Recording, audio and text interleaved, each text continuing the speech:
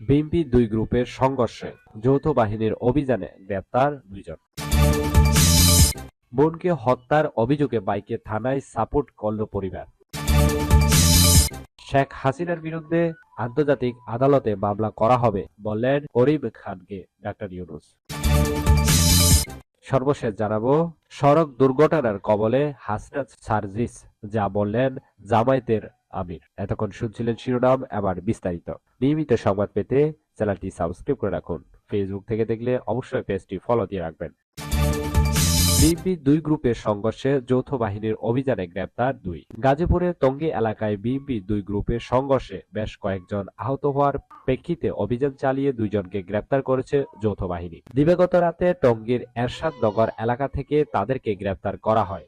তবে তাৎক্ষণিকভাবে গ্রেপ্তারকৃত 2 জনের নাম জানা যায়নি। শেষ খবর পাওয়া পর্যন্ত এখনো অভিযান চলমান রয়েছে। যৌথ বাহিনী জানায়, গত মঙ্গলবার ওই এলাকায় আধিপত্য বিস্তারকে কেন্দ্র করে বিএনপির দুই গ্রুপের সংঘর্ষ হয়। এর জেরে দলীয় অস্ত্র নিয়ে মহল্লায় মিছিল করেন তারা। এ ঘটনায় 5 জন আহত হয়। ফলে ওই এলাকায় আইন শৃঙ্খলা পরিস্থিতির অবনতি দেখা দেওয়ার অভিযান চালানো হচ্ছে। অবৈধ অস্ত্র উদ্ধারের পাশাপাশি নাশকতাকারীদের গ্রেপ্তারের রাতভর অভিযান চলবে বলেও জানান তারা।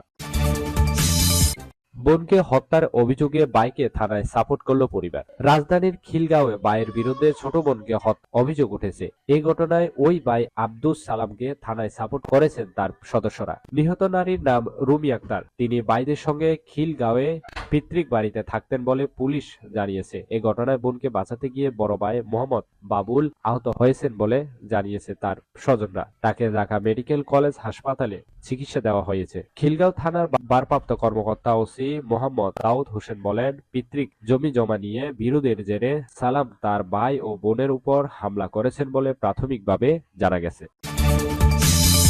শেখ হাসিনার বিরুদ্ধে আন্তর্জাতিক আদালতে মামলা করা হবে বলে করিম খানকে বললেন ডাক্তার ইউনূস। বিগত 16 বছরে হাজার হাজার গুম ও ছাত্র জনতার অভ্যুত্থানে, গণহত্যা ও মানসিকতা বিরোধী অপরাধের জন্য পতিত সরকারের সাবেক প্রধানমন্ত্রী শেখ হাসিনার বিরুদ্ধে আন্তর্জাতিক অপরাধ ট্রাইব্যুনালে মামলা করা হবে বলে জানিয়েছেন প্রধান উপদেষ্টা ডাক্তার মোহাম্মদ ইউনূস। ঢাকায় রাষ্ট্রীয় অতিথি ভবন যমুনায় প্রধান উপদেষ্টার সঙ্গে আন্তর্জাতিক অপরাধ ট্রাইব্যুনালের চিফ প্রসিকিউটর করিম এ খান সৌজন্য সাক্ষাৎ করতে আসলে তিনি এসব কথা বলেন। এ সময় তারা রোহিঙ্গা সংকট, মিয়ানমার পরিস্থিতি, রোহিঙ্গাদের জন্য মানবিক সহায়তা এবং জুলাই আগস্ট গণ আন্দোলনের সময় গণহত্যা, বিচার ও জবাবদিহিতা নিয়ে আলোচনা করেন। খলিলুর রহমান বলেন, বাংলাদেশ আইসিসি প্রতিষ্ঠানের জন্য রোম সংবিধি স্বাক্ষরকারী প্রথম এশিয়া দেশগুলোর মধ্যে একটি এবং আমরা আগামী দিনগুলোতে আমাদের সহযোগিতা আরও গভীরভাবে করার অপেক্ষায় আছি।